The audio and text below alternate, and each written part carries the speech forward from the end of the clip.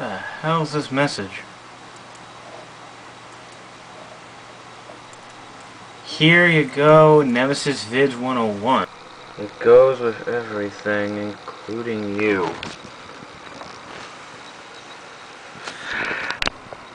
Hell, let's check it out.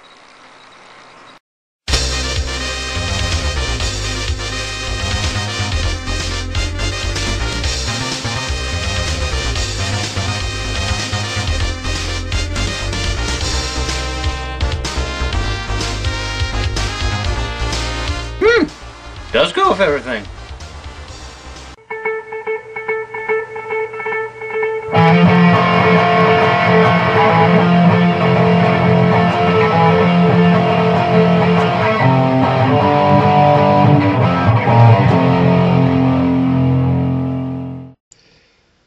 Welcome, people of the internet. I am Duke. This is Comic News. And I am the real Manos. And this is still Comic News. Just in case this show got changed somehow. That's happened lately. With the way things are, I stopped it just in time. There's a bunch of lawyers who have me sign a lot of shit. Oh. They just stand there quietly in the background. I never hear them. They have telepathy. They can just speak to each other. It's awesome. Oh. Are they hanging around with your sister all the time? No, they stay away from her. Okay. Because they may be soulless lawyers, they can't stand Justin Bieber. They still can't. Even soulless monsters can't take that. Well, some soulless monsters. Yep. So, anything hilarious happened to you recently? You know what? I might as well get this out of the way because I told this story to a few people. Remember last week when I said my comic shop sold out of almost every DC reboot except Mr. Terrific? Yes. Well, I got something funnier than that. The Monday, last Monday, my friend went there. He was bored. He had nothing better to do. And he went to see, probably buy something and see what there was. I asked what they had left. He said, dude, they still had all those copies of Mr. Terrific left on the shelf. They even sold out of those copies of Legion Lost that they had, like those 3 copies. But that's not the kicker. Yeah. While he was there, 2 people walked in and asked if they could return their copies of Mr. Terrific. Ooh, ouch. Which, of course, they couldn't. My comic shop never does that. Mm-hmm. They would, I could take them for, 50 cents if you want. They're like, no. So, yeah. And so my friend was, out of curiosity, walked up to the shop owner and asked, has anyone else done that with any other books? And according to him, the shop owner said, no, not even Hawk and Dove. Ouch. Yeah. You may suggest to those people, if you want to return your copy of Mr. Terrific, maybe Marvel might take it. Maybe. I think they should be doing something with that. Yeah, we'll take this copy of Mr. Terrific. Here's an alternate copy of Fear Itself with Deadpool on the cover. Playing the banjo and watching reality TV. Or pissing on puppies, or I don't know, whatever he does. Or telling Ryan Reynolds that he should totally do the change-up too. Ugh. Oh. Oh, God. They don't even joke about that. That's the Holocaust of movies, apparently. Hey, I had an interesting conversation with a comic store owner, and we were talking about the ordering for the New 52 stuff. Mm-hmm. And he was actually one of the few in the local area that really bumped up his orders, actually. Yeah. And he made an interesting prediction. He made an interesting prediction. He told me that September is going to go down as one of the most under-ordered months of comic book history, mm-hmm. and October is going to go down as one of the most over-ordered months in comic book history. Essentially what he's predicting is that a lot of comic store owners were kind of caught off guard about the success of these DC reboot books. Mm-hmm. And they're going to try and compensate by over-ordering, like, as many as they can. And, well, there's going to be a drop-off. Like the opening weekend of a movie that does really well, and then it naturally drops off, sometimes even 50, 70%. Yeah. He's thinking that's going to happen a lot. Mm-hmm.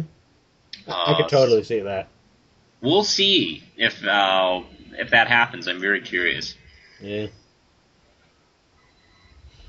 Yeah, let's see what else happened. Oh, Catwoman got some sex.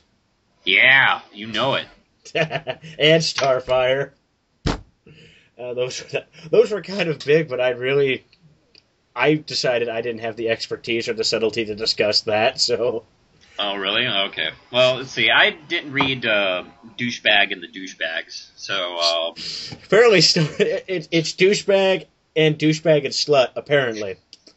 Because Starfire has a lot... No, you know what, since we're on this, I want to mention something. Apparently, because there's a page where she's in a string bikini that's purple that covers about, your eyes. That's about fabric. Yeah. Apparently, originally, it was colored to be clear. Yeah, I read about that, yeah. So, yeah, like, they actually said, we need to tone this down a little. Yeah, even our new 52 attitude is going a little too far here, so we got to calm down a little bit. Yeah, we'll bring the fanboy back. We don't want groins exploding in the comic shop. I don't know. Okay, so since we're talking about the new 52, let's talk about some of another change. J.T. Krul leaves Green Arrow to go on his country music tour with Captain Atom. And Brooks and Dunn. Damn it! Now all of my family's going to see it. That does not Yeah, that does not sound at all strange. Like, yeah, J.T. Krul is opening for Brooks and Dunn. He brings a guitar to all of the DC meetings. Okay, so... Oh, yeah. Yeah. So anyway, after issue 4, he's not going to be writing the book. He's moving on to some other project. And yet he's like, let's see, which one is more fulfilling, Green Arrow or Captain Atom? I haven't heard anything about how Captain Atom was. I heard really bad things about Green Arrow. I have not heard one good review for Green Arrow. Yeah. So this may be a blessing, but odds are they'll pick someone less... Because Krul can be talented. I've seen him do great things. Is he? I've seen him do good things. However, he's also infamous for making Red Arrow kill someone with a dead cat while on heroin again. Okay. So yeah, he's extremely... Wait. How did he kill someone with a dead cat? We have no idea. Did he put it in his bow and shoot it at someone? No. Okay, I'm gonna describe you what happened in Rise of Arsenal number 3. Okay, so after he got a fix of heroin because his daughter died. Yeah. He's going through stress.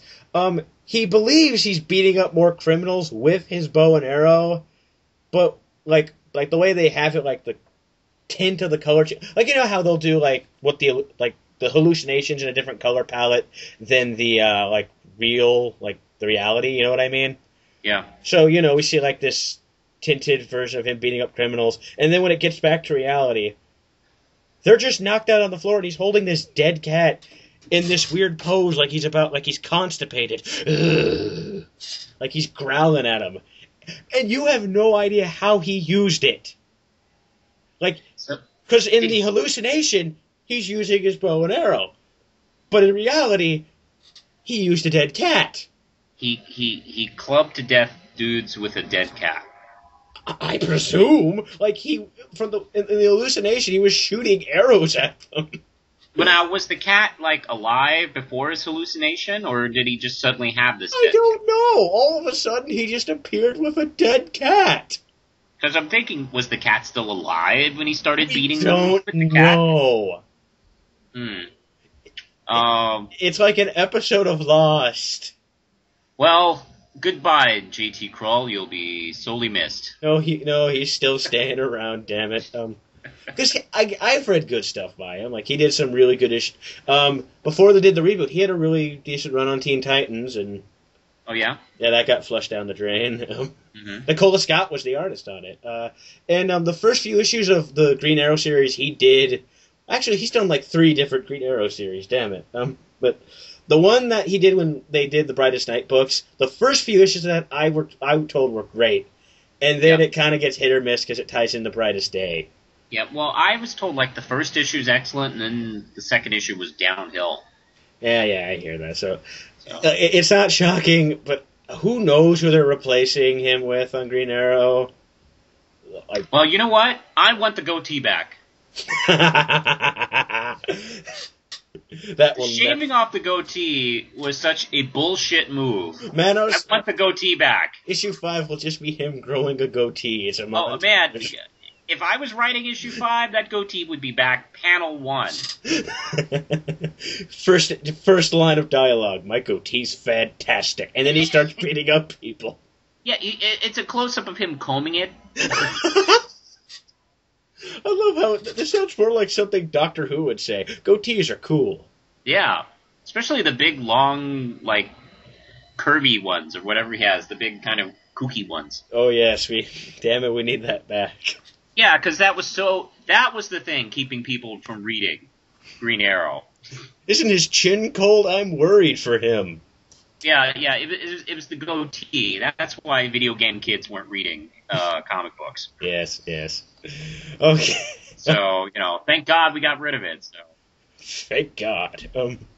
Okay. All right. That was fun. Okay, so our next thing, another one of the a new miniseries from DC, The Ray. Yes. The Ray by Jimmy Palmiotti and Justin Gray and Jamal Igle. I've been kind of forgetting to mention some of the miniseries that are coming out of this because everyone else seems to.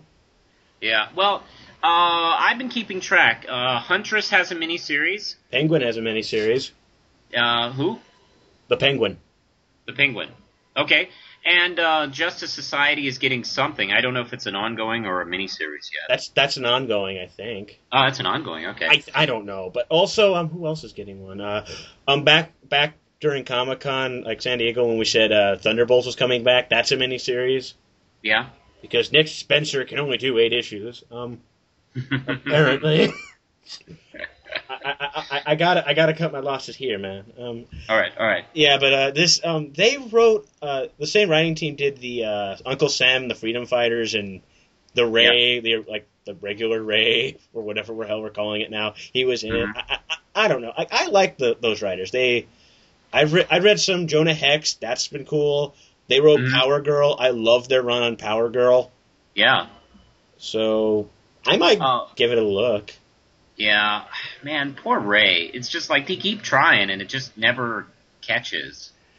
I don't know. The character never does. Honestly, did you expect to see him get his own miniseries ever? No, I didn't. Well, I mean, they own the character. They bring him back every so often, and I think he's only had success once with the original miniseries, which, by the way, was drawn by Joe Quesada. Yeah, didn't he create like a version of the Ray? Or is it? Yeah, I think he designed that version. Yeah, like because it's a mantle, so. Yeah, and it definitely looked like his kind of style. So. Mm-hmm. And then the ongoing, I think, picked up after that miniseries, but he wasn't drawing it, so it went nowhere.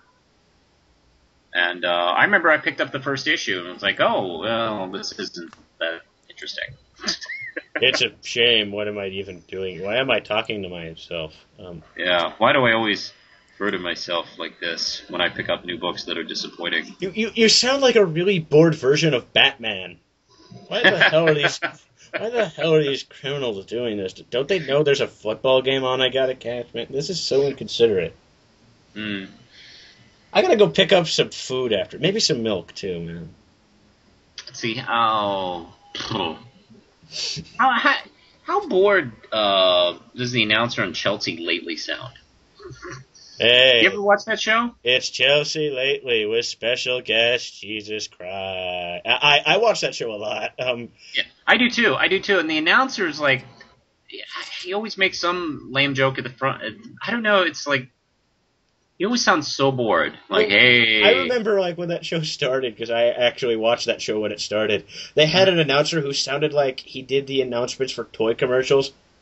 Hey, oh, yeah? look, it's Chelsea lately, like shit like that. Like he was like really hyper, which really clashed against Chelsea Handler because she sounds bored and grumpy. I guess that's why they got a guy who sounds bored to do the announcement. I guess to go with it. Yeah, I guess. But it's like, no. I don't know. It doesn't seem like you really give a shit, announcer guy. Well, it's not like anyone gives a shit on E! Well, that's the thing. That's the only thing that bothers me about Chelsea lately is she seems so goddamn annoyed to be on her own show. And she's getting a sitcom, too, that she's starring in. It's like, I gotta be here? Alright, hi. All this money I'm getting is not good enough. What? I gotta talk about blah, blah, blah. Hey, okay.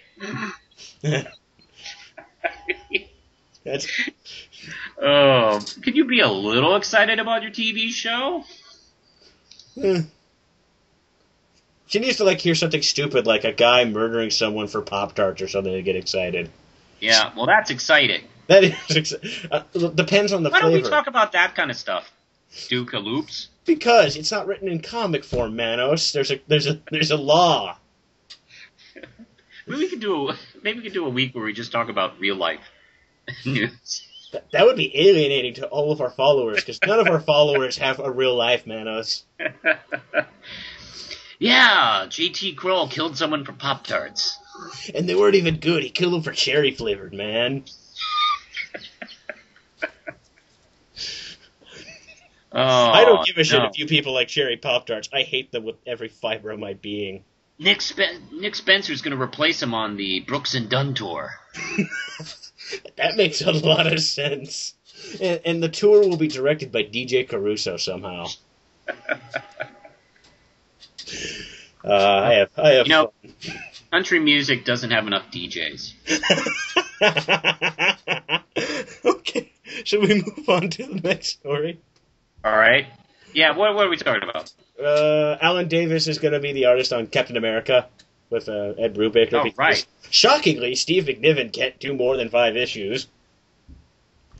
So, yeah, you people know. Yeah, no kidding.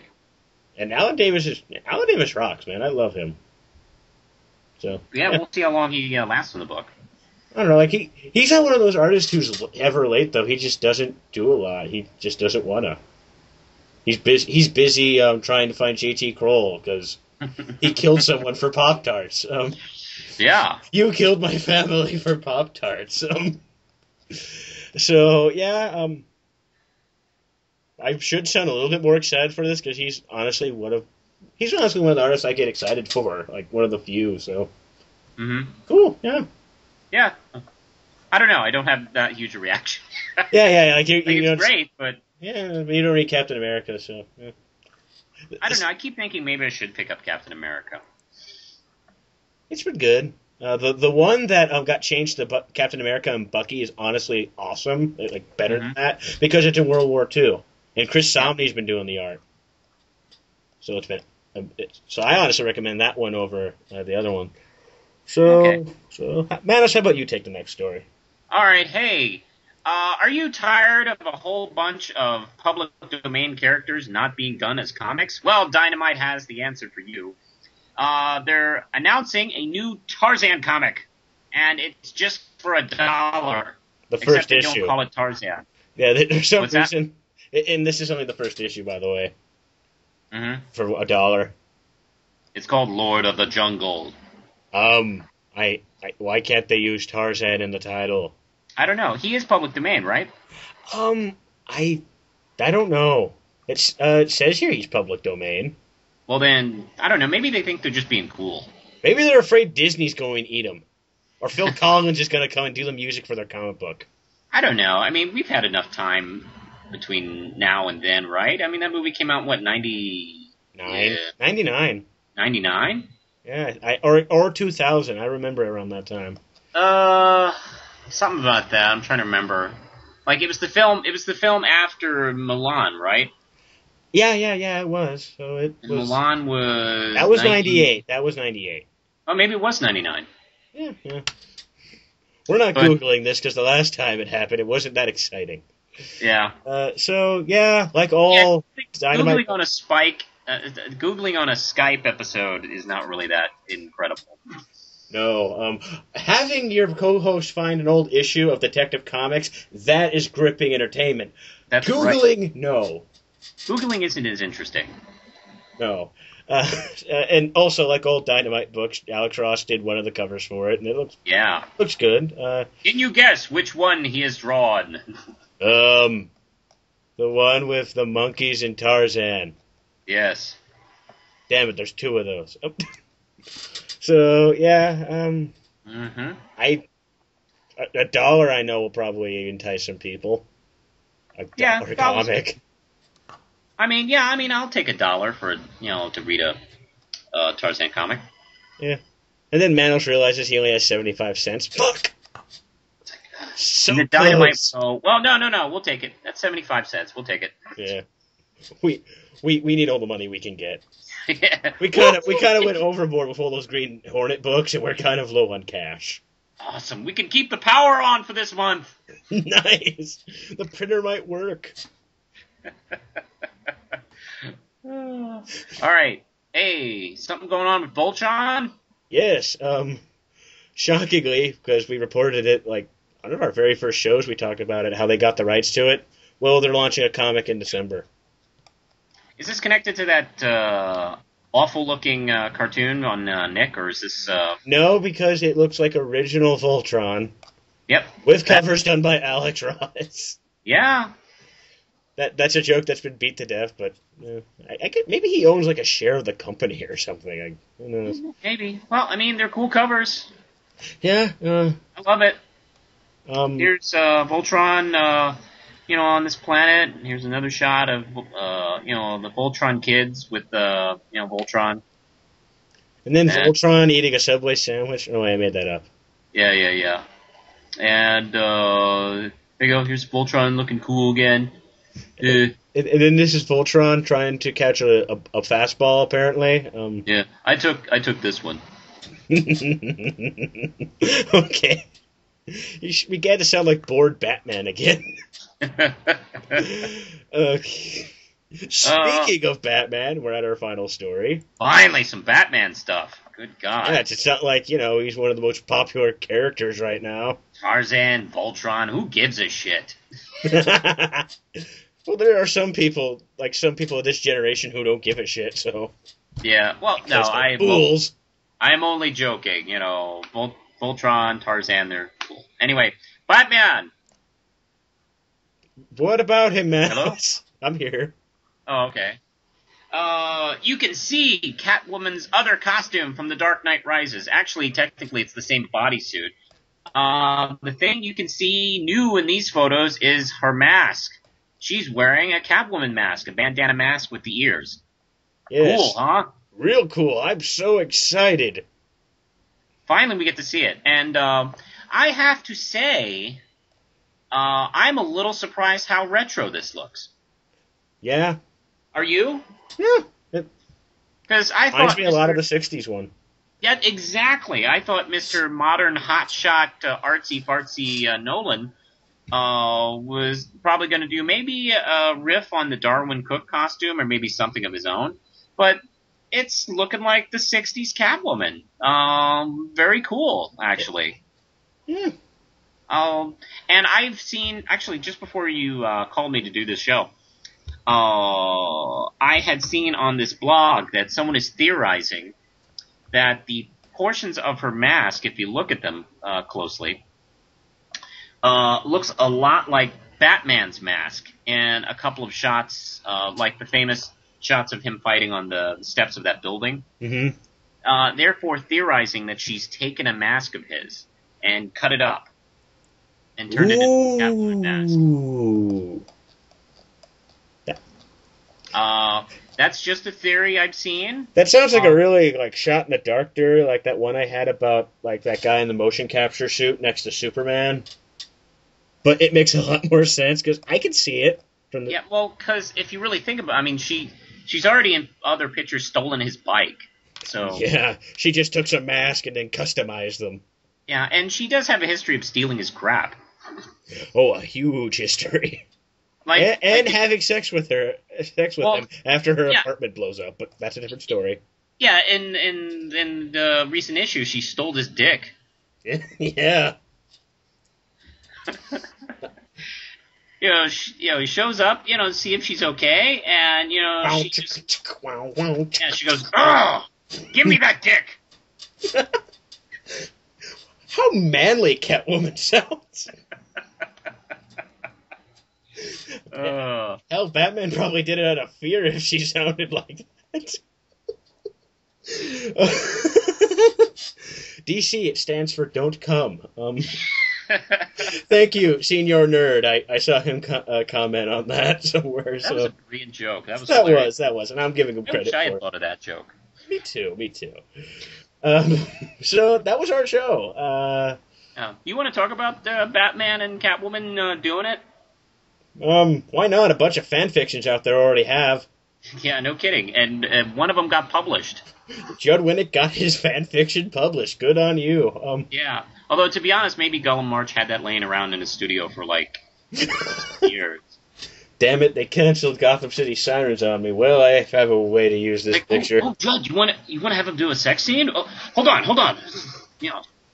Rummages through his files. Okay, I got it. Let me just kind of sketch in a little bit of things here. Also, we need a scene of her with her bra on and shit like that. It'll be perfect. Yeah, let me erase me and then draw in Batman. Actually, I'll just draw the mask on me because I'm always in the suit when I'm in these scenes. Yeah, that one raised some eyebrows. That particular page. Yes. I've already talked about it at length in my review, so I'm not sure what else I can say besides juvenile jokes. I don't know. At least it was less. It was a lot more subtle than that issue of Buffy. Which issue of Buffy are you speaking of? The one that sees Angel and Buffy fuck. Oh yeah, that was like the whole issue. Actually. That was 2 pages were dedicated to Giles talking about the history of the Slayers randomly, and then we went back to them fucking from a mountain. Yeah, let's see. I'd have to go back and look. Although I don't know, there's something. I'm thinking about the panels in that issue actually, and I'm wondering if it'd be interesting to juxtapose them and compare them to what March does with the sex scene in Catwoman. Yeah, because it was only 2 pages. What? No. Just that page, but there was. It was 3 or 4 pages actually. It was long. It was longer than the 2 action sequences. I only got a chance to skim it. It was one of those books that had 2 copies left, and I had to skim it. But but 2 people came in and they're like, "I want a copy of Catwoman." Here you go. Well, we'll see what happens next issue. It's funny. I saw a cartoon of someone taking their guess as to what. There was a blurb in the corner that says "the morning after" or something like that. Mm-hmm. And somebody drew a cartoon of what they thought that was going to look like. It was the top panel was Batman and Catwoman in comics reality, and they're going at it. And then there was a panel under it, and it says Batman and Catwoman in reality, and they're both sitting on the couch watching TV. Ooh, Matlock's on. So that's the next issue, folks. No. The next issue begins with Catwoman going, "Oh crap, where's my birth control?" Oh, damn. And Batman's just like, "Oh, fuck me. I can't train another sidekick. Damn it, reboot the universe again." Okay. All right. Okay, one moment here. Now let's get our usual promotional stuff out of the way. Check us both out on Twitter. Links in the description. We're funny and entertaining. Yes. And, get glimpses into our daily lives and whatever the hell we really do. Yeah. I might talk about something random. I've been talking a lot about the DC reboot, so maybe I might get bored soon. Yeah. I usually... No, sorry. Oh, no, it's just, there's only one more week, kids. And then it'll just be, comics as usual. Yeah. If you want to watch me on Twitter, I usually just reply to Captain Logan in the dumbest ways. And see if he replies and tries to get me back. I do. Every time he says something, I have to think of something really funny or stupid and see what happens. Good work. Good work indeed. Also, you can check the show out as a podcast through Podomatic.com and iTunes. Church JMC, part of JMC Network. Bullshitting to a better tomorrow. Manos, get your stuff out of the way. Hey, everybody. I'm self-publishing a comic book called Red Knight. I'm sure you've heard about it. And issue 1's already out. Issue 2 is about to come out. I'm actually just waiting for it to come to the come out through the printers. Mm-hmm. And I'll start mailing it out to anybody who wants it. It's going to be $3 for the comic itself, $2 for shipping, $3 for international shipping. And you can also, maybe check out my novella, Caprice and Other Stories. That's also available. You wouldn't mind putting that link there either, would you? Lulu.com. You can. Lulu.com. There's also the Red Knight pulp novel. Don't buy that thinking it's the comic book. Where are the pictures? Oh, what the hell? Don't buy... Why is there a hillbilly reading your novel? Hillbillies like to read. That's a horrible stereotype. I'm sorry. That's just that voice. Okay, anyway, go. Anyway, my novellas are available on Lulu, the Caprice book, and the Red Knight pulp novel, which is not a comic book. But they're available as well, and I think they're cool and fun, and that's it. Yes. So, also, if you want to actually get some real analysis on the news that we cover, follow the links, read them, because we don't write them. Someone got to me on that, like, how come you never credit the sources? Because they haven't yelled at me yet. and I think we've kind of piggyback a lot off ifanboy.com because we use a lot of links from them, and when you type in ifanboy, we always come up. And you can click on the link and look at it. I mean, it's not like we're pretending these are our reportings. I know, the one guy got me on that. I'm like, okay, fine, I will address it, and you will be happy, guy. I don't know. Guy I don't give a crap about after I'm done eating. So, yes, that's our show. Got a lot of laughter this time. Yes. Well, we didn't have too much to talk about, so it was just bullshit, yeah. Kooky fun hijinks. Kooky fun hijinks, that is our motto here. That's our next show. Next episode of Comic News, Kooky fun hijinks, and then on the new Law and Order. Next on Kooky Fun Hijinks with Duke and Manos. Duke and Manos tried to deliver a piano to a penthouse apartment. Which one will be sent to the hospital? Hint, it's the fat one. That one's me, by the way. Okay, so... just bullshitting tonight. So until next time, I'm Duke. And I'm the real Manos. Goodbye.